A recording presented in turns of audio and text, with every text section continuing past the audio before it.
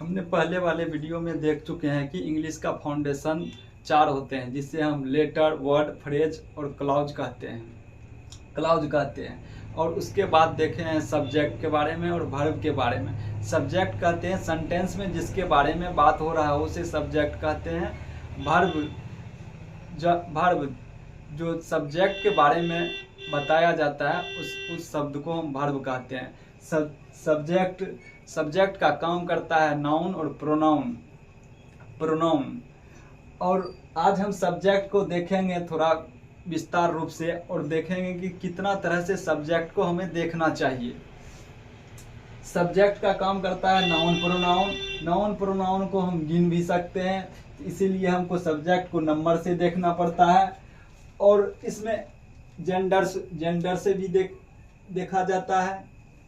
और सब्जेक्ट कोई काम कर रहा है या सब्जेक्ट के ऊपर ही कोई काम हो रहा है, तो अगर जो सब्जेक्ट काम कर रहा है तो उसको डूअर के हिसाब से भी देखते हैं। और कोई काम उसके ऊपर नहीं हो रहा है तो नॉन डूअर कहलाता है। तो डूअर रहता है तो एक्टिव वॉइस में लिखते हैं, और नॉन डूअर रहता है तो एक्टिव और पैसिव दोनों वॉइस में लिखते हैं। जैसे सब्जेक्ट अगर सिंगुलर है तो उसे प्लुरल बनाया जाता है। Gender, masculine gender, feminine gender, common gender, neuter gender, ये 4 होता है।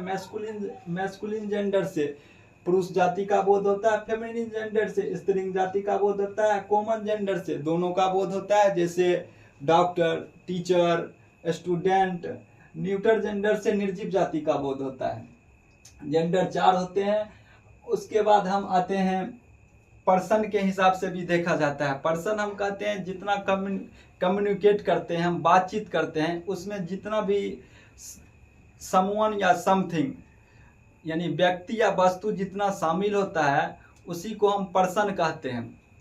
बात करने में हम लोग जब बात करते हैं उसमें तीन चीज शामिल होता है, जिसे हम फर्स्ट पर्सन कहते हैं, सेकंड पर्सन कहते हैं और थर्ड पर्सन कहते हैं।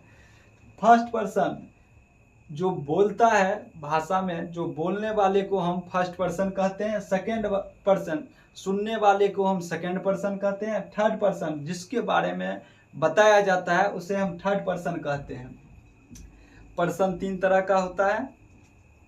और ये पर्सन पर्सनल प्रोनाउन से निकला हुआ है, जिसे हम जो नाउन के बदले में आता है उसे हम प्रोनाउन कहते हैं। ये पर्सनल प्रोनाउन से निकला हुआ है। प्रोनाउन भी 10 तरह का होता है, वो आगे चल के आपको मैं बताऊंगा।